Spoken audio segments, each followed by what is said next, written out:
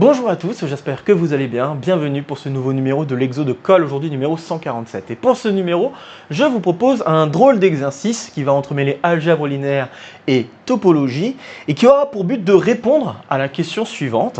Étant donné une partie de Rn, est-ce qu'on peut lui associer une norme ? L'énoncé précis du jour est le suivant. On va considérer n l'ensemble des normes sur Rn, petit n supérieur ou égal à 1, et on va considérer cette application qui a une norme associe sa boule unité fermée. Dans un premier temps, on va démontrer que cette application phi est injective mais pas surjective. Puis, dans un second temps, on va expliciter l'image de phi et ainsi pouvoir dire quelles sont les parties de Rn qui correspondent à une boule unité fermée pour une certaine norme. Donc ouais, je trouve que c'est un très joli exercice. Alors dans un premier temps, on va parler du niveau. Alors le niveau de cet exercice, c'est plutôt deuxième année de classe préparatoire. Alors je pense qu'on peut quand même avoir un bon guess sur comment les choses vont se passer, même en première année de classe préparatoire, en ayant un petit peu de feeling sur l'étude des normes. Mais ça n'empêche qu'on va devoir utiliser quelques outils de topologie, peut-être pas grand-chose, mais quand même. Et donc, comme on doit faire appel à la topologie c'est de la deuxième année de classe préparatoire. Donc, ça me paraît assez naturel d'attaquer cet exercice plutôt en deuxième année de classe préparatoire. Deuxième chose que j'aimerais mentionner, c'est que cet exercice est issu des exercices tombés en oral XENS filière MP de l'année 2024. Cela souligne en soi la difficulté qui se cache derrière cet exercice. Et puis, dernière chose qui est à la fois une remarque et je trouve assez pertinente par rapport à cet exercice, c'est que ça va répondre en effet à une question qu'on pourrait très bien se poser naturellement quand on commence à dessiner les formes des boules unités pour les premières normes, les normes usuelles pour n égale 2 par exemple, la norme 1, la norme 2 et la norme infinie. On fera d'ailleurs quelques petits dessins par la suite. Mais je vais déjà faire quelques autres dessins puisque à la suite de ces premiers exemples, on pourrait commencer à se poser la question, oui mais alors du coup, quelles sont les formes, quelles sont les parties de Rn qui correspondraient à une boule unité pour une certaine norme? Et même aller un peu plus loin, est-ce qu'on peut expliciter une norme associée à ces parties-là? Alors, ce qui va nous servir un petit peu de fil conducteur et d'objectif pour cet exercice, ça va être de regarder les deux formes suivantes que je vous propose ici. On va regarder la forme suivante où on va prendre des courbes concaves à la place de simples segments entre les différents points. Donc bien sûr, les points ici étant ce que vous pensez être, donc c'est-à-dire ici 1, 0, 0, 1, moins 1, 0 et 0, moins 1. Okay. Les courbes concaves, on pourrait les paramétrer par des courbes hyperboliques si vous voulez, donc du type 1 sur x plus 1, de ce genre-là à peu près, quoi, avec du plus ou moins 1 peut-être à faire intervenir. Mais bref, donc voilà, on peut paramétrer les différentes courbes si besoin. Le tout, c'est que ce soit des courbes concaves, en tout cas par rapport à la forme. Et donc, est-ce que par exemple cette forme-là peut être associée à une norme? Et si oui, est-ce qu'on peut expliciter cette norme? Même question pour une autre forme. Alors cette autre forme, elle va faire sens parce que vous avez vu la forme de la norme 1 et la norme infinie. On les dessinera d'ici quelques instants. J'aimerais d'abord laisser un peu de champ libre pour votre réflexion. Mais si vous commencez à repenser à ces dessins-là, vous savez qu'il y a des carrés, par exemple, qui peuvent apparaître en regardant la norme 1 ou la norme infinie. Et donc, naturellement, on pourrait se poser la question, mais étant donné un polygone, alors là, je vais faire l'hexagone. Donc, si vous prenez l'hexagone régulier, on pourrait expliciter bien sûr les coordonnées des points, je vais le faire là tout de suite. Donc bien évidemment ici ça va être moins 1, 1, ça c'est assez naturel. Et ici les points qu'on va mettre ça va être 1 demi, donc là on a 1 demi et racine carrée de 2. Et puis tous les autres bien sûr ce sont les symétriques de ces points, donc là moins 1 demi, racine de 3 sur 2, etc. Bon j'écris pas tout, je pense que maintenant que vous avez ces points là, pour que ce soit associé à une norme, vous devez vous douter que ces points-là doivent être des symétriques. Mais bref, voilà. Est-ce que, pour cette forme-là, on peut associer une norme? Et est-ce qu'on peut définir donc explicitement une norme sur R2 de façon à ce que la boule unité soit exactement cette figure-là? Et donc, on va y répondre aujourd'hui grâce à l'exercice du jour. Voilà, je pense que je ne vais pas en dire davantage pour le moment. Je vais vous inviter donc à faire une pause sur la vidéo, peut-être une première pause, je pense, et je vous inviterai à en faire une deuxième un petit peu plus tard, notamment pour la deuxième partie qui est un petit peu plus difficile. Donc je vous invite à faire une première pause sur la vidéo pour essayer de résoudre l'exercice par vous-même avant que je ne vous dise quoi que ce soit d'autre. Ok, j'espère que vous aurez essayé. Alors je me permets d'effacer quand même les figures pour avoir de la place sur le tableau. Mais ayez en tête que notre objectif en soi, comme objectif subsidiaire, ça sera de voir est-ce que les deux formes que j'ai données ici, on peut associer une norme, et si oui, est-ce qu'on peut l'expliciter? On est parti pour la résolution. Et donc on va répondre déjà à la première question. Donc la première question, montrons que phi est injective. Et puis pour ça, on fait comme d'habitude. Donc on va considérer une norme 1 et une norme 2. Bien sûr, ce n'est pas du tout la norme 1 et la norme 2 à laquelle vous devriez penser, mais c'est juste que je veux une première norme et une deuxième norme que j'indique juste 1 et 2. Si ça vous dérange, bon à la rigueur, vu que ça me dérange un petit peu, je vais les appeler norme A et norme B. Donc ça appartenant à l'ensemble des normes. Donc tel que, comme c'est des normes, je vais peut-être mettre au féminin, donc tel que, phi de la norme A, hop là, est égal à la phi de norme B.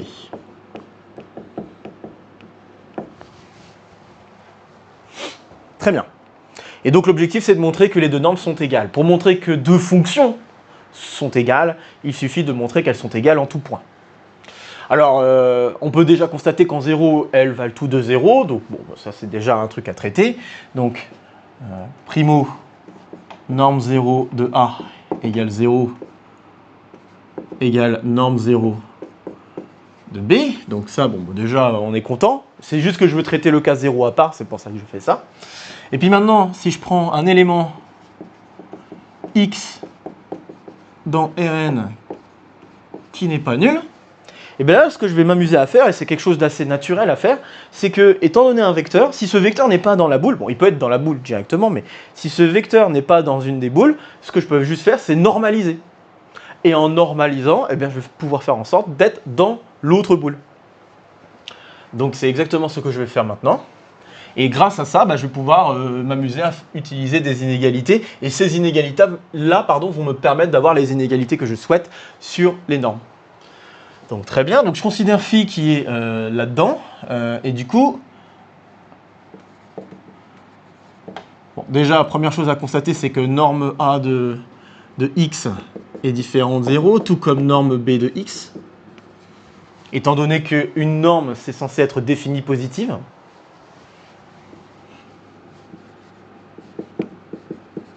Je vais quand même le noter. Définie positive. Voilà, donc ça c'est dit. Et donc je peux tout naturellement diviser mon vecteur x par la norme.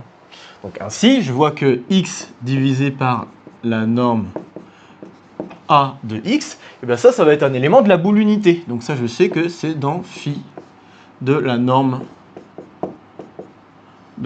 A. Ouais, je pense que ça va être correct. C'est là-dedans. Et de même, si je regarde x divisé par la norme b, et ça va être dans phi de norme b.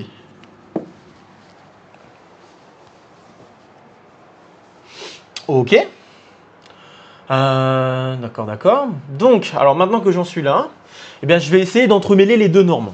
Donc, que se passe-t-il si je voulais commencer à regarder la norme de x sur la norme de xa comme ceci? Mais là, ici, je vais regarder la norme b. On va commencer à se poser ce genre de questions-là. Et du coup, si j'ai ça, qu'est-ce que ça va me dire, en fait? Ce calcul-là, je peux le réécrire comme Alors, je vais juste essayer de ne pas faire de bêtises. Mais en fait, ce que je veux, c'est montrer que ce truc-là, il est dans la norme B. Donc, en fait, voilà, c'est exactement ce que je veux faire. Ces deux trucs-là sont égales. Donc, comme ces deux trucs-là sont égales, bah là, par exemple, ici, parce qu'on n'avait pas encore utilisé cette hypothèse, il faut bien qu'à un moment je l'utilise. Comme je suis égal ici, bah, ça veut dire que ce truc-là appartient à la boule unité de la norme B, et donc cette norme-là est inférieure ou égale à 1. Voilà, exactement. Et là, j'utilise l'homogénéité pour pouvoir écrire qu'on a ici norme B de x divisé par norme A de x qui va être inférieure ou égale à 1. Et donc, norme B de x est inférieure ou égale à norme A de x. De même ici, hein, si je fais exactement le même raisonnement ici, on va en déduire à la fin que norme A de x est inférieure ou égale à norme B de x. Et donc on a les inégalités dans les deux sens, ce qui me permet de conclure par antisymétrie que la norme x de A est égale à la norme de x de B. Et donc, ce que je viens de démontrer, c'est que la norme A et la norme B sont toutes deux égales en tout point sur l'espace Rn, ce qui permet de conclure que les deux normes sont égales. Donc,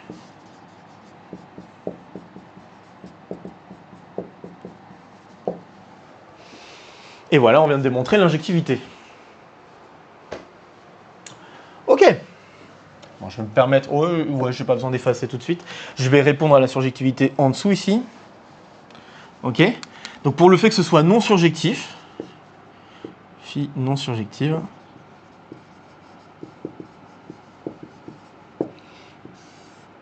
il suffit de noter que si, donc pour un ensemble B appartenant à, égal à un certain phi d'une norme, donc ouais, c'est ça, pour ça appartenant aux normes, que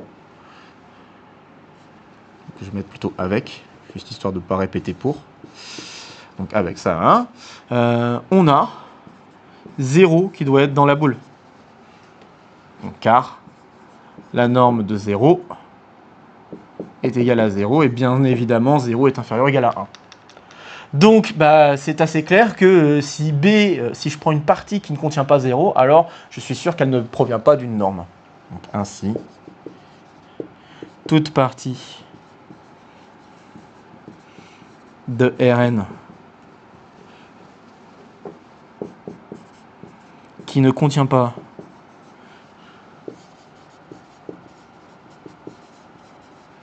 zéro ne peut être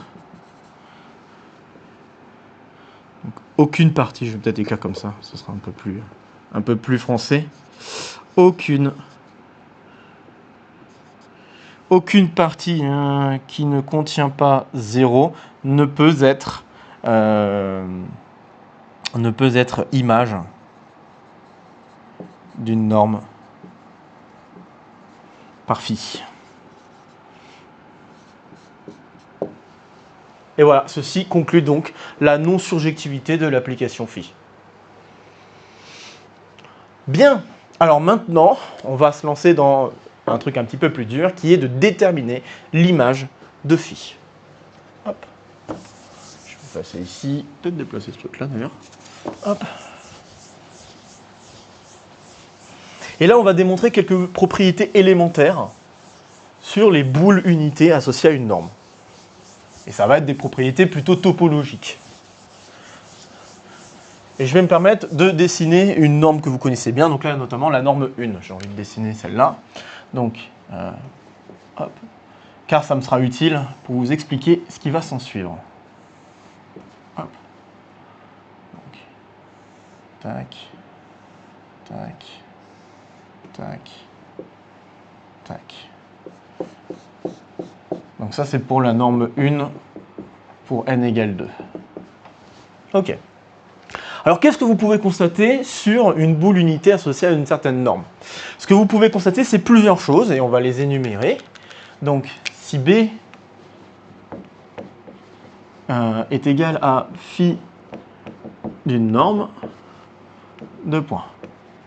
Alors, on a parlé du fait que 0 doit être dans l'ensemble, d'accord? Donc là, bon, on voit que 0 est dans l'ensemble, mais on peut dire un tout petit peu plus, étant donné qu'une norme, c'est quand même une application continue. Comme c'est une application continue, autour de 0, on doit pouvoir trouver une boule ouverte dans laquelle, eh bien, la norme va être plus petit, stricte à 1. Assez naturellement. Et donc, ça veut dire qu'en fait, 0 n'est pas seulement dans la partie, mais ça doit aussi être à l'intérieur de la partie. Donc en fait, la première propriété, c'est que 0 est dans l'intérieur de B. Et donc ça vient de la continuité de la norme sur Rn, plus le fait que la norme de 0 est égale à 0. Donc le fait de savoir ça, ça veut dire que pour tout epsilon positif, il existe une boule ouverte autour de 0, telle que la norme de x pour x dans la boule, ça va être inférieur à epsilon. Voilà. Et donc vous pouvez naturellement prendre la boule ouverte finalement associée à cette boule fermée, par exemple. Et ça marche très très bien. Ok, donc ça c'est la première chose qu'il faut constater, c'est que 0 est à l'intérieur de la boule. Ce qui veut dire aussi que l'intérieur de B est non vide au passage. Très bien. Donc ça c'est la première chose. La deuxième chose qui est aussi plutôt évidente à voir, c'est la symétrie. Donc si j'ai x qui appartient à la boule, moins x doit appartenir à la boule. On a une symétrie centrale par rapport à 0 qui intervient. Donc B est symétrique. Je vais simplement écrire ça comme symétrique. Ce que j'entends ici, c'est que pour n'importe quel x dans B, moins x est aussi dans B. Et ça vient naturellement du fait que norme de moins x, c'est égal à norme de x. Et donc si norme de x est inférieure ou égale à 1, alors norme de moins x aussi. Donc très bien. Donc B est symétrique. Qu'est-ce qu'on a d'autre? Alors si on regarde aussi d'un petit peu plus près, et qu'on pense aux propriétés de la norme, on voit qu'on a aussi de la convexité. Donc notamment sur cet exemple, on voit que si on prend deux points qui appartiennent à cette boule, tout le segment formé par ces deux points appartient également à cette boule. Donc en effet, il va falloir que B soit convexe. Et ça va permettre de répondre déjà à une des deux normes que j'avais dessinées tantôt. Si je prends la boule que j'avais dessinée rapidement, l'ensemble que j'avais dessiné rapidement, avec des arcs concaves là, donc je vais la redessiner très vite. Hop. Si je prends ça, ça c'est pas une boule associée à une certaine norme. Parce que cet ensemble-là n'est pas convexe. Tout simplement. Très bien. Par contre, ça répond toujours pas à la question de l'hexagone. Hein. Mais ça répond déjà à la question de la première, du premier ensemble que j'avais dessiné. Alors pourquoi c'est convexe? C'est parti, on l'écrit. Donc si je prends x et y, deux éléments de la boule, et lambda, un élément compris entre 0 et 1. Alors être sur le segment xy, ça veut juste dire qu'on s'écrit lambda x plus 1 moins lambda y. Autrement dit, aussi on peut dire qu'on est un barycentre positif entre les deux points. Maintenant je regarde la norme de lambda x plus 1 moins lambda y. Et là j'utilise l'inégalité triangulaire sur les normes pour pouvoir écrire qu'on a valeur absolue de lambda, mais valeur absolue de lambda va sauter, hein, donc plus homogénéité d'ailleurs. Donc valeur absolue de lambda, mais valeur absolue va disparaître puisque lambda est positif, fois la norme de x, plus 1 moins lambda qui est aussi positif, puisque lambda est compris entre 0 et 1, fois la norme de y. Et comme x et y sont tous deux dans la boule, la norme de x et la norme de y sont inférieures ou égales à 1, ce qui permet d'écrire qu'on a inférieur ou égal à lambda plus 1 moins lambda. Donc ça vient du fait que x et y sont tous deux dans la boule. Et donc, on a bien inférieur ou égal à 1. Donc c'est gagné. Je viens de démontrer qu'en effet, n'importe quel élément dans le segment xy est de norme également inférieure ou égale à 1. Donc, l'ensemble est en effet convexe. Reste un dernier truc plutôt aussi évident à voir, c'est le fait que cet ensemble-là est un ensemble compact.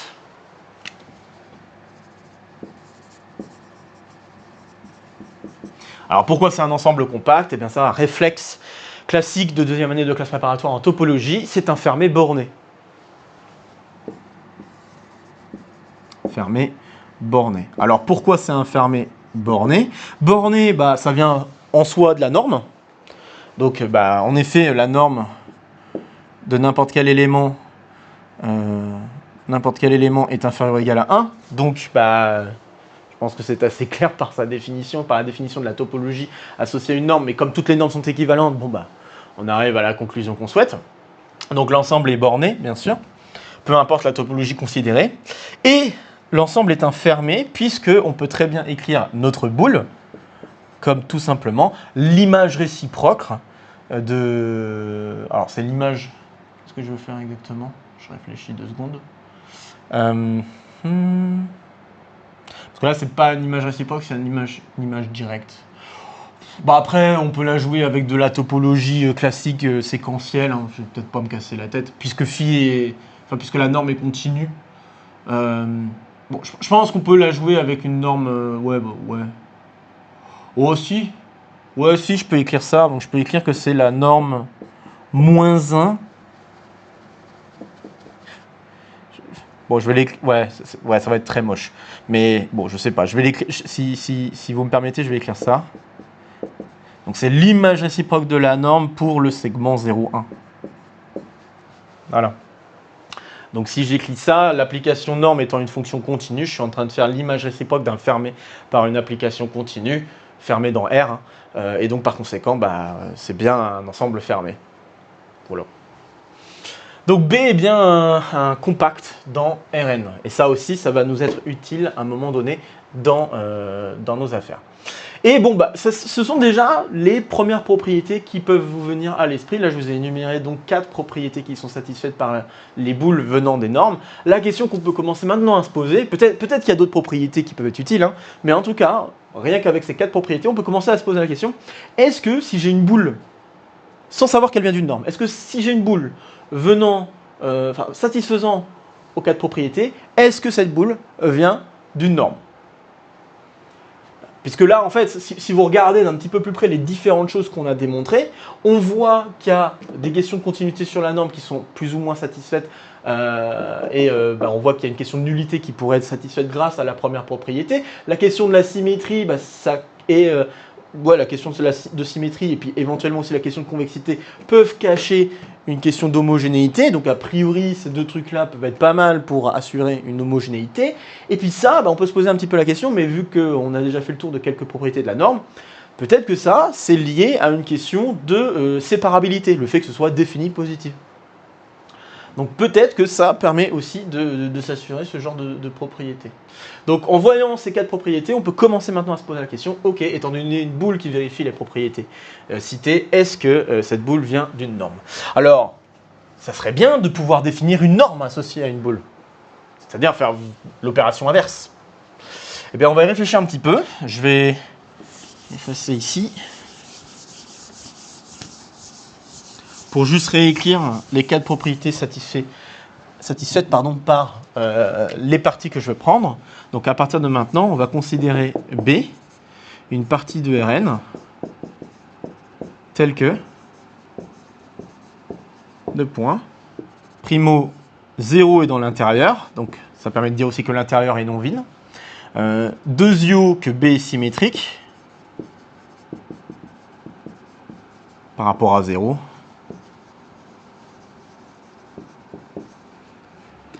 Qu'ensuite, B est convexe.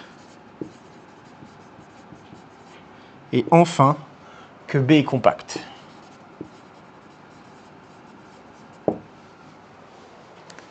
Alors réfléchissons un petit peu à comment on peut définir une norme. Alors imaginons, je prends un X qui est dans mon espace, là, donc là ici je suis dans l'espace R2. Disons que mon X il est là. Ok. J'aimerais pouvoir définir une norme associée à cette boule. Qu'est-ce que je peux faire avec ma boule? Eh bien, ce que je peux faire, c'est tout simplement l'agrandir ou la rétrécir. Il n'y a pas de problème. Comment je fais ça? Bah, je multiplie tous les éléments par un nombre réel. Positif peut-être de préférence, mais je multiplie tous les éléments par un nombre réel. Ok? Donc si je multiplie tous les éléments par un nombre réel, si je prends ce nombre réel par exemple compris entre 0 et 1, je vais rétrécir la boule. Et si je prends un nombre réel plus grand que 1, et ben là je vais agrandir ma boule. Ok? Et ce que je peux faire, ce qui paraît pas déconnant, là, je vais peut-être changer de couleur, ce qui paraît pas déconnant, c'est de se dire, mais à partir de quel agrandissement ou rétrécissement de la boule unité est-ce que X appartient à cette boule? Bon, vous voyez que j'ai choisi une forme carrée exprès pour pouvoir faire un joli dessin. Et là, je vais faire en vert, par exemple, la couche correspondante au moment où, a priori, on est dans la boule unité. Clac, clac. Voilà. Donc, ce qu'on peut faire, c'est tout simplement chercher à agrandir ou à rétrécir la boule de façon à trouver la première multiplicité positive de ma boule, le premier multiple de ma boule plutôt, tel que eh bien, je me retrouve avec mon élément qui est dans cette boule. Et donc, cela m'amène naturellement à une définition. Hop. Définition d'un objet qui est assez classique justement dans ce genre de cadre, quand on travaille avec un ensemble fermé, tout ça. C'est la définition de ce qu'on appelle la jauge de Minkowski, qui va être définie de la manière suivante. Donc, si je considère ma boule telle qu'elle est définie ici, et après il va falloir vérifier que mon truc est correctement défini, eh bien c'est de faire la chose suivante. Pour x dans Rn, je considère Pb de x comme étant l'inf, puisque je veux la plus petite valeur. A priori, je ne sais pas forcément si c'est un minimum, mais je veux l'inf, donc. L'inf des réels positifs stricts, tels que, et là je prends positif strict comme ça, bon, tant qu'à faire, autant, si c'est 0, bon c'est 0, mais en tout cas, j'essaie de m'assurer au mieux qu'on ait une définie positivité. Donc tel que, eh bien je veux que x appartienne à un multiple de ma boule B. Et qu'on soit bien OK, hein, ce U fois B, c'est juste prendre les UX pour X. Alors peut-être pas les UY pour Y dans ma boule. D'accord? Ça n'est rien d'autre qu'une dilatation ou une contraction de la boule unité. Donc je vais considérer cette chose, qui n'est rien d'autre que la jauge de Minkowski. Donc c'est la définition. Minkowski. Et vous voyez, c'est assez naturel en fait d'amener ce truc-là. C'est vraiment, j'aimerais jauger la distance de x par rapport à 0. Comment je peux faire par rapport à la boule que j'ai? Je peux juste chercher à dilater ou à contracter ma boule de façon à trouver le premier réel positif pour lequel l'élément appartient à cette boule. Je pense que c'est assez naturel de penser à faire ce genre de choses. Et en tout cas par rapport à l'exercice dans lequel nous sommes là. Donc ça, c'est ce qu'on appelle la jauge de Minkowski. Et je vais vous inviter maintenant à faire une nouvelle pause sur la vidéo pour essayer par vous-même de démontrer que d'une part, ce Pb de x est bien défini, que dans un second temps, si B vient d'une norme, eh bien Pb de x est égal à la norme. Ça peut être pas mal. Et puis ensuite, de montrer que en fait, Pb de x, enfin Pb, quoi, l'application Pb, est bien une norme sur R. Et enfin, montrer que B, c'est bien égal à phi de Pb. Voilà, donc on a plusieurs choses à démontrer. Je vais juste les énumérer pour que vous ne soyez pas perdus. D'abord, Pb est bien défini sur Rn. Donc vous pouvez très bien calculer Pb de x pour n'importe quel x dans Rn.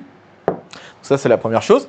Deuxième chose, c'est que si B est égal à phi d'une norme, eh bien Pb est égal à cette norme. Ce qui nous permettrait déjà de nous dire « Ah, mais ça a l'air d'être plutôt la bonne chose quoi, à faire. » Ça nous permettra juste de confirmer ça.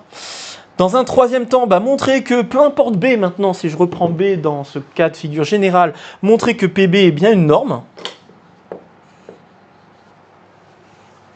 Et enfin, s'assurer que B, c'est bien phi de Pb. Et avec tout ça, on aura terminé la résolution, puisqu'on aura en effet démontré que les images de phi, ce sont exactement les ensembles B qui satisfont à ces quatre propriétés. Donc allez-y, je vous invite à faire une nouvelle pause sur la vidéo pour essayer de démontrer ces quatre choses avant que je dise quoi que ce soit d'autre. Ok, j'espère que vous aurez essayé. Hop, je vais garder le dessin pendant un petit temps pour l'instant. Hop. Je pense qu'à un moment, je vais devoir l'effacer. Pour l'instant, je vais garder le dessin. Et on va se garder donc ces différents objectifs. Bon, je les efface, mais on va se garder ces objectifs comme ligne de mire. Hop. Pour terminer cet exercice. Donc déjà, montrer que PB est bien défini.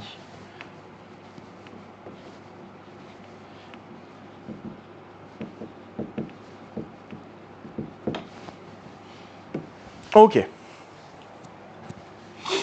Alors, on veut l'inf d'un ensemble dans R. Ici, R plus étoile. Bon, d'accord. Ce qui serait bien donc de s'assurer, enfin la chose qui semble naturelle de vérifier, c'est que cet ensemble-là est non vide. Et pour montrer que cet ensemble-là est non vide, eh bien ça ne va pas être très dur. On va utiliser le fait que 0 est dans l'intérieur de B, c'est-à-dire qu'on a une boule ouverte autour de 0, telle que, eh bien, on a cette boule ouverte qui est incluse dans carrément B. Ok. Donc c'est là vraiment, c'est là l'enjeu un petit peu pour montrer ça, c'est qu'on va utiliser cette histoire de boule ouverte. Donc, soit X dans Rn, bon là je vais considérer directement non nul, parce que si c'est nul c'est évident. Hein, tous les éléments, tous les multiples, ça marche quoi. Donc l'inf en fait pour x égale 0 c'est 0. Je pense que c'est assez clair.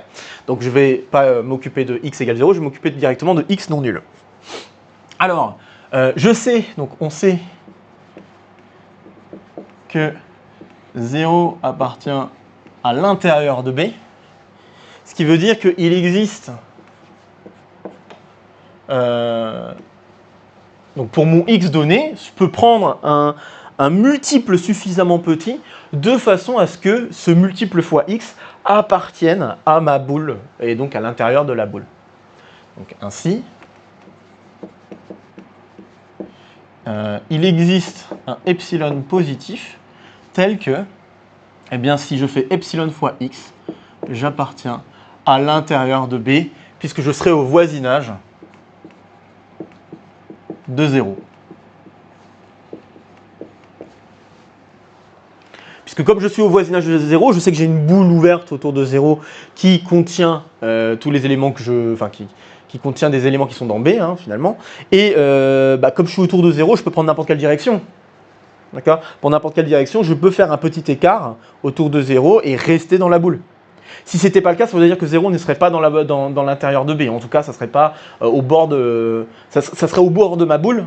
Si un tel truc n'existait pas, je serais forcément au bord de la boule pour une certaine direction, et donc je ne serais pas finalement à l'intérieur de cette boule. Ce qui serait donc une contradiction. Donc ça vient directement de la propriété qu'on est dans la boule ouverte centrée en 0, qui est incluse dans B. Donc, on a ceci, et du coup, ça veut dire quoi ? Ça veut dire que si je multiplie par 1 sur epsilon les éléments de B, eh bien, je sais que x est dedans. D'où, x appartient à 1 sur epsilon fois B. Je peux enlever à l'intérieur si je veux. Je suis là-dedans. Et du coup, ça veut dire que cet ensemble-là est non vide. Donc, l'ensemble des U positifs tels que x appartient à UB est non vide. Et comme c'est une partie non vide minorée, donc cette chose-là est donc partie non vide minorée de R, on conclut que ce truc-là a bien un infin. Donc PB de x existe. Voilà, pas de problème. L'inf de l'ensemble qu'on considère existe. Ce qui permet d'assurer que PB est bien défini. Bon, je vais peut-être pas m'embêter à chercher à démontrer que l'inf est égal au min ici, mais on pourrait aller un peu plus loin et montrer que l'inf est égal à min tant que x est non nul. Si x est nul, par contre, l'inf c'est un véritable inf, puisque je ne peux pas mettre u égale 0, alors que l'inf que je vais obtenir, ça sera 0. Donc, voilà, c'est le seul cas où, malheureusement, ça ne sera pas un min, mais sinon, dans les autres cas, c'est un min. Je pourrais démontrer ça, mais je ne vais peut-être pas le faire ici. Ok, bon, je pensais effacer, mais je ne vais peut-être pas effacer, je vais essayer de continuer ici. Le deuxième point que je voulais qu'on démontre, c'est que si B vient d'une norme, je veux montrer que PB, c'est égal à la norme. Donc, si B égale à phi d'une norme, je veux montrer donc que PB, c'est égal à la norme. Ok. Alors, réfléchissons. Donc si je prends X, et en fait pour le démontrer, on va faire exactement la même chose que ce qu'on a fait pour l'injectivité. C'est-à-dire je prends un X non nul, bon bien sûr si X égale 0, X égale 0, ok, hein, pas de problème. PB de 0, comme je l'ai dit, ça fait 0.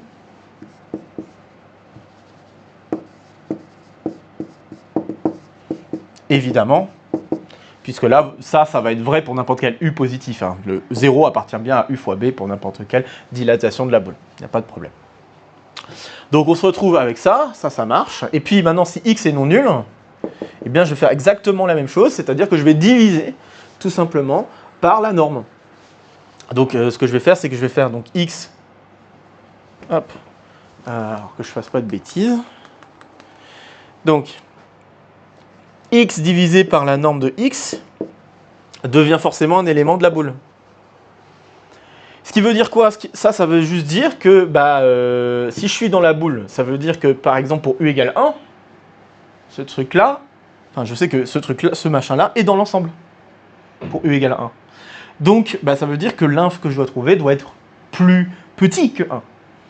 Donc ça signifie alors que X sur norme de X, et si j'en calcule son PB, eh bien ça doit être nécessairement inférieur ou égal à 1, à cause de cette inégalité-là. Et puis si on regarde un peu plus près la définition de PB, et on va en parler d'ici peu, puisque ça va faire partie des choses à démontrer, mais ça, cette définition-là, dire qu'on a ça, c'est équivalent à dire qu'en fait, donc je vais l'écrire parce que je pense que ça vous aidera à voir ce qui va se passer, mais PB du coup c'est l'inf, donc le PB ici c'est l'inf des U positifs tels que X sur norme de X est dans U fois B. Et vous pouvez donc maintenant effectuer un changement de variable en multipliant U par la norme de X. Donc si je multiplie U par la norme de X, ça veut dire que X doit appartenir à du coup ce petit changement de variable. Donc je me retrouve avec inf des normes de X fois V, positif toujours, tel que X appartient à V fois B.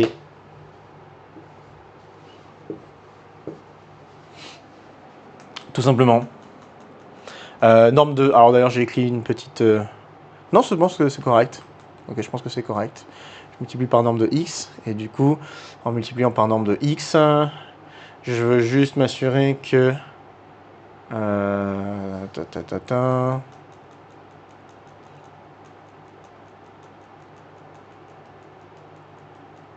Ouais, c'est ça. Donc je suis peut-être allé un poil vite, mais normalement j'aurais dû écrire ça. Ça veut dire que je veux que X appartienne à U. Et là, il ne faut pas que je me plante, mais divisé par la norme de X, je crois. Et après, je remplace U par V fois la norme de X. Donc là, ce truc-là, c'est équivalent à dire que X appartient à U divisé par la norme de X fois B.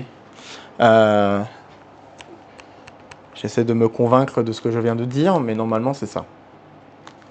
Ok, donc, on a ça, et ça, c'est exactement égal à norme de X, puisque ça, maintenant, ça peut sortir, fois PB de X. Bon, de toute façon, on va le refaire dans le détail d'ici peu. Hein, mais... Donc, on a ça. Et d'ailleurs, j'ai écrit peut-être une bêtise. Donc, c'est ça que je suis en train de me dire. En fait, j'aurais dû diviser peut-être. Ouais, ok, j'ai compris. Excusez-moi. Donc, oui, j'ai bien fait une erreur. Donc, ça, c'est équivalent à dire que X appartient à norme de X fois U fois B. Et du coup, maintenant, je fais le changement de variable. Et là, ça fait un divisé. Voilà, c'est bien ce que je me disais. Il y a un truc qui n'allait pas. Je sentais qu'il y avait un truc qui n'allait pas, mais je n'arrivais pas à le voir. Donc oui, il faut ensuite faire le changement de variable V égale U sur norme de... Enfin, U égale V sur norme de X. Donc je me retrouve avec ça. Et là, on est content. Ok. Voilà. Et cette opération-là, on va la revoir pour l'homogénéité. C'est pour ça qu'en fait, là, je l'ai écrit comme si j'étais parti pour l'homogénéité. C'est pour ça que je suis allé un peu vite sur ce passage. Et donc un peu trop vite. Bref, donc ce truc-là est inférieur ou égal à 1. Et donc, on n'a que PB de X est inférieur ou égal à norme de X. Et on est content. Nickel. Et puis, alors maintenant, si je veux montrer l'autre inégalité, alors il faut juste que je ne fasse pas de bêtises.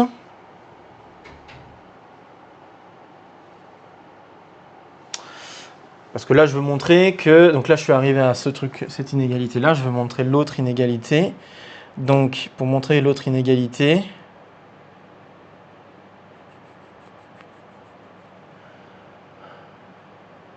Donc si... Alors que je réfléchisse 2 secondes.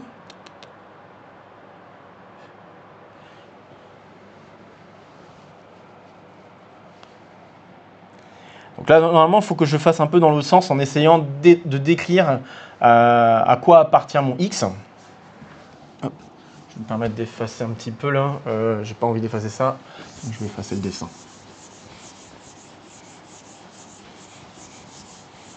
Je pense que ce que j'ai envie de faire, c'est ça. Donc si je sais que x appartient à un tb, donc si x appartient à t fois b, pour un t positif, ça veut dire que x divisé par t appartient à b, et donc que la norme de x sur t est inférieure ou égale à 1. Et ça me permet d'écrire ensuite que la norme de x est inférieure ou égale à t. Voilà. Donc, dire ça, c'est équivalent... Bon, après, je peux mettre juste des implications, peut-être, mais peu importe. Donc, c'est équivalent à ça, qui est équivalent à ça, qui est équivalent à ça. OK ? Et donc, ce qu'on peut constater, c'est que si on fait passer maintenant t, parce que ces choses-là sont vraies, peu importe le t qui est dans cet ensemble, donc je passe à l'inf. Donc en passant à l'inf, les inégalités sont conservées, et donc on obtient que la norme de x est inférieure ou égale à pb de x. Et là, on a l'inégalité dans l'autre sens. Ouais, c'est ça. Voilà. Je savais bien qu'il y avait une petite manip qu'on pouvait faire sans avoir à refaire une division. Donc c'est bien ce qui me semblait. Voilà. Donc on joue juste sur tous les t qui vérifient cette propriété-là, ou tous les u qui vérifient cette propriété-là, et on conclut exactement ce qu'on veut. Donc on a l'inégalité dans les deux sens, ce qui permet de dire en effet que norme de x est égale à pb de x. Et donc, exactement ce qu'on souhaitait, la norme est égale à pb. Donc ça nous dit que c'est vraiment un très bon candidat. Si on veut définir une norme associée à notre boule, c'est un très bon candidat. Très bien. Bon, navré pour ce petit temps, il fallait que je retrouve un petit peu comment la chose fonctionnait. Bon voilà, maintenant j'ai retrouvé, tout va bien. Et maintenant, il nous reste à démontrer que pb est une norme. Là, j'ai effacé la définition de pb, mais j'espère que vous l'avez bien en tête. Reste à démontrer que pb est une norme et que phi de pb, c'est bien grand B maintenant, en oubliant le fait que b vienne d'une norme. Donc j'efface. Encore une fois, n'hésitez pas à faire des pauses, hein, ça c'est comme d'habitude. N'hésitez pas à faire demi-tour sur la vidéo si besoin, s'il y a des choses que j'ai dites qui ne vous paraissent pas très claires. Profitez du format vidéo. Donc, je continue 2, et maintenant on va démontrer que pb est une norme. Bon, on a déjà démontré que pb est bien défini pour n'importe quel x, ça on est content. Je pense que vous l'aurez compris que par définition,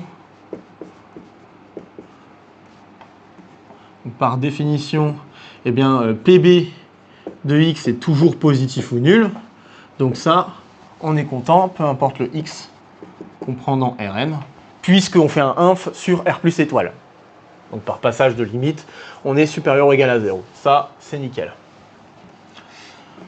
Regardons l'homogénéité. Là, vous allez voir le changement de variable, encore une fois, s'opérer. Homogénéité.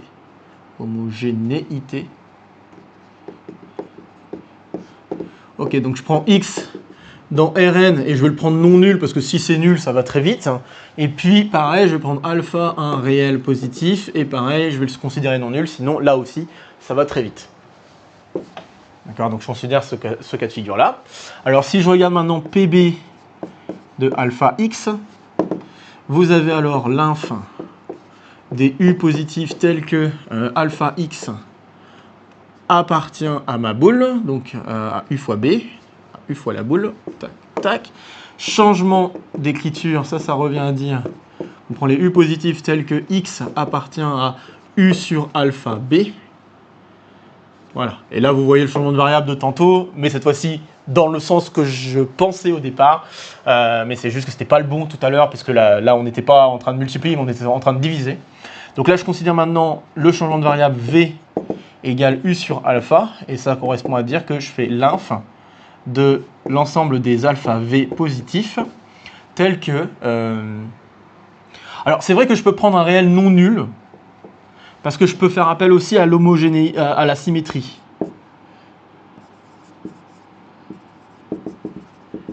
Donc si je fais appel à la symétrie, ça veut dire que quand je fais la division ici, je peux très bien diviser par la valeur absolue. Voilà, donc je vais peut-être en profiter, je vais mettre la valeur absolue tout de suite. Comme ça, on aura traité le cas négatif en même temps.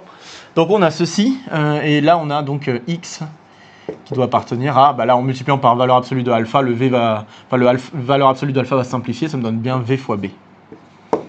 Et donc là, de cette inf-là, là on voit qu'il y a une multiplication par valeur absolue de alpha qui ne dépend absolument pas du reste de la paramétrisation de l'ensemble. Donc ça veut dire que la valeur absolue de alpha peut sortir. Et on se retrouve avec l'inf des v positifs tels que ceci. Donc ça veut dire que finalement c'est pb de x. Donc on a gagné, on a bien l'homogénéité. Donc c'est là où on voit aussi déjà les quelques propriétés qu'on a citées. Donc là, le fait qu'on a une symétrie par rapport à 0. On a déjà utilisé le fait que 0 est à l'intérieur de B pour montrer que PB était bien défini. Je le dis quand même au passage parce que ça peut être bien de voir le parallèle entre les différentes propriétés de la norme et les différentes propriétés de la boule. Donc on a ça. Ensuite, on va faire l'inégalité triangulaire. Ok, donc inégalité triangulaire. Donc si maintenant je considère x et y dans Rn, alors qu'on ne fasse pas de bêtises, j'ai envie de dire si x appartient, donc c'est ça, je vais refaire une manipulation ressemblant à un passage d'inf. En disant je vais prendre les éléments t qui vérifient que t fois b est dans x, enfin x est dans t fois b et y est dans un autre t fois y. Donc c'est ce que je vais faire maintenant, soit t1 et t2, deux éléments de R plus, tels que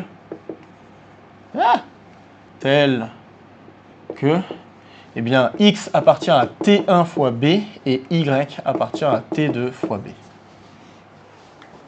Bon, qu'est-ce que je peux dire de x plus y? Eh bien, x plus y, je peux d'ores et déjà affirmer que ça va être dans t1 fois b plus t2 fois b. Ça, c'est déjà une première chose à constater, puisque j'ai un élément de t1 fois b et un élément de t2 fois b, donc c'est assez naturel. Mais là, le truc un peu rigolo, c'est que ce truc-là, c'est inclus dans t1 plus t2 fois b. Alors, comment on arrive à passer de ça à ça?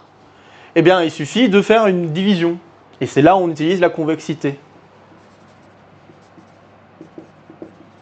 En effet, si je réécrivais un tout petit peu autrement mon affaire, je pourrais très bien noter que si je fais T1 fois B, donc divisé par T1 plus T2, plus T2 sur T1 plus T2 fois B, et bien là, on a bien une relation convexe entre les éléments de B. Et cette relation convexe, comme B est convexe, on sait que ça c'est inclus dans B. Donc ça vient de ça. D'accord? Ça c'est une combinaison convexe des éléments de B. Donc combinaison convexe sur un ensemble convexe, eh bien on reste dans l'ensemble convexe. Voilà. Donc cette inclusion vient de la convexité et c'est là où on voit vraiment le parallèle entre inégalité triangulaire et convexité jusqu'au bout. Et donc maintenant par passage à l'inf, donc là ça veut dire qu'en fait PB, c'est ça. Donc là ce qu'on vient de démontrer alors c'est que PB de x plus y c'est inférieur ou égal à T1 plus T2, peu importe les T1 et T2 qui vérifient ces deux propriétés là. Et par passage à l'inf, on préserve les inégalités. Et donc, PB de x plus y est inférieur ou égal à PB de x plus PB de y. Ok, super. Et il nous reste alors le fait que ce soit séparable, donc défini positive si vous préférez. Je vais effacer ça. Encore une fois, n'hésitez pas à faire demi-tour s'il y a des choses pas claires. Hop, profitez-en. Et là, la séparabilité, bah, il y a une seule hypothèse qu'on n'a pas encore utilisée, c'est la compacité. Eh bien, on va l'utiliser. Hop. Donc, séparable. Donc, considérons x dans Rn, et je vais le supposer non nul directement, tel que ouais, je vais amener à une contradiction en fait. Je vais supposer que ça c'est non nul et on a pb de x qui est égal à 0 et voir où est-ce que ça nous mène. Bon, alors dire que pb de x est égal à 0, ça veut dire quoi? Ben, ça veut dire que pour n'importe quel epsilon positif, eh bien epsilon fois b, enfin x appartient à epsilon fois b. Donc, pour tout epsilon positif, x appartient à epsilon fois b. C'est ça la conclusion. Si j'écris maintenant cette appartenance autrement, ça veut dire que x sur epsilon appartient à b. Donc x sur epsilon appartient à b. Mais du coup, ça veut dire quoi si vous réfléchissez un petit peu à tous les choix de epsilon qu'on peut prendre? Eh bien, ça veut dire qu'en fait, b contient la droite engendrée par x. En fait, c'est équivalent à dire que vect r, puisque b doit être symétrique hein, d'ailleurs, hein, vect r de x est inclus dans b. Simplement. Donc là, ça vient du fait que 0 est dans b, plus symétrie. Plus, bien sûr, au-dessus.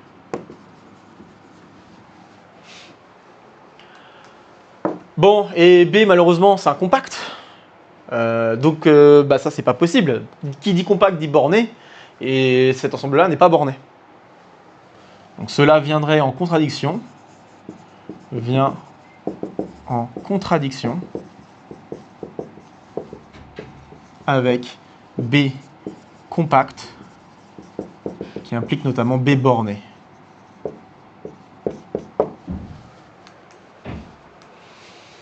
Terminé. Donc par conséquent, on n'a pas le choix. Si PB de x égale 0, ça implique que x égale 0. Et donc on vient de démontrer qu'en effet, PB est une norme. Bon, bah reste une dernière chose à faire pour totalement conclure, c'est que phi de PB, c'est bien égal à B.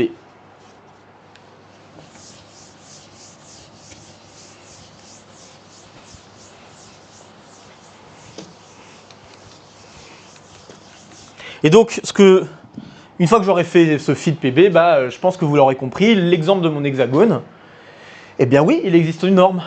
Et je vais l'expliciter, je ne vais peut-être pas passer du temps à faire du calcul, on a déjà passé pas mal de temps pour résoudre cet exercice, je vais juste vous expliciter à quoi va ressembler la norme. Mais bref, donc j'avance un petit peu plus. Donc il reste à montrer que phi de PB, c'est bien égal à B. Ok. Alors, juste regardons la définition de phi de PB. Hein. Donc phi de PB, c'est quoi? C'est l'ensemble des x dans Rn tel que eh bien, PB de x est inférieur ou égal à 1. Maintenant, si je traduis ce que ça veut dire ça, dire que PB de x est inférieur ou égal à 1, eh bien, ça veut simplement dire que x appartient à B. Alors, je devrais être peut-être un tout petit peu plus précis. Ça veut dire que x appartient à u fois... Il faut que je fasse un peu attention à ça. Ça veut dire que x appartient à u fois b pour n'importe quel u strictement plus grand que 1. C'est ça que je devrais dire. Donc, ça implique que x appartient à u. Donc, si je prends... ouais, il faut que je fasse attention à mes notations là. Donc, si je prends z, un élément là-dedans, ça, c'est équivalent à dire que pour n'importe quel u plus grand strict à 1, z appartient à u fois b.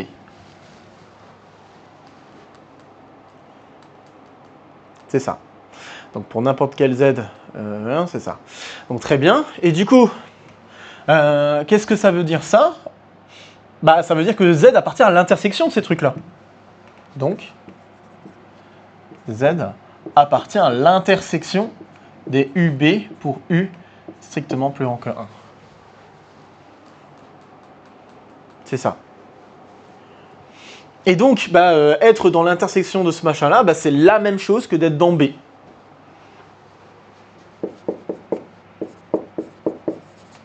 Alors pourquoi c'est la même chose que d'être dans B? Donc il faut réfléchir un petit peu. Je pense que c'est assez clair que si B, je pense que c'est assez clair que B est, que je dise pas de bêtises. Donc je pense que c'est assez clair que B est inclus dans cette intersection.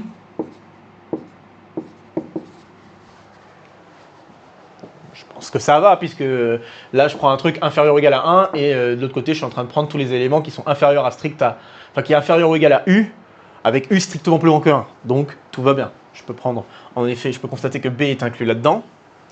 Et pour avoir l'inclusion totale, si je prends en effet un Z, donc si je prends Z qui n'est pas dans B, eh bien je sais qu'il existe alors V strictement plus grand que 1 tel que V, et il existe V supérieur ou égal à 1 et il existe epsilon.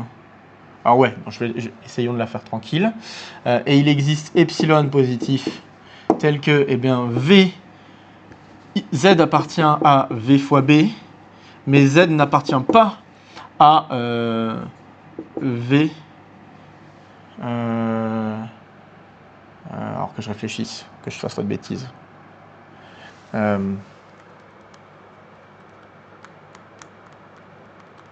Donc si Z n'appartient pas à B, donc qu'est-ce que je cherche à montrer?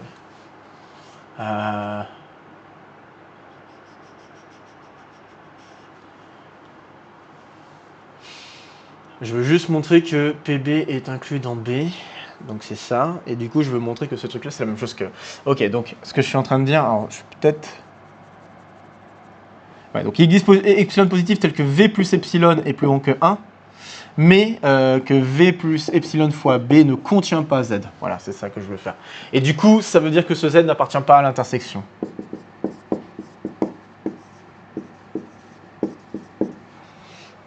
Puisque parmi les U que j'ai le droit de prendre, il y a notamment V plus epsilon. Enfin, V moins epsilon d'ailleurs. Je devrais prendre V moins epsilon qui doit être plus grand que 1. Voilà. C'est ça. Super. Donc on se retrouve avec ça, et donc on a l'inclusion dans l'autre sens. Par conséquent, on a finalement que B égale à cette intersection. Juste pour que ce soit bien clair, hein, peut-être que c'était pas super évident pour vous que cette grosse intersection soit bien égale à B. En effet, c'est bien égal à B. Donc on est content. Donc j'ai dit Z est équivalent à ça.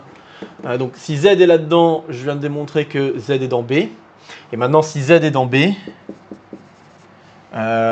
donc si Z est dans B, bah, ça implique directement que P de Z, enfin PB de Z, est inférieur ou égal à 1. Donc l'autre sens est assez simple à montrer. D'accord, c'était le sens simple celui-là. Là, j'ai fait le sens difficile. Bah, je crois que je suis bon là, j'ai démontré ce qu'il fallait. Donc, si je suis là-dedans, je suis dans B, et si je suis dans B, je suis dans l'autre truc. Donc, c'est gagné. Oui, voilà, bah, je viens de démontrer l'égalité que je voulais. Et donc, bah, ceci conclut l'exercice. Tout bonnement.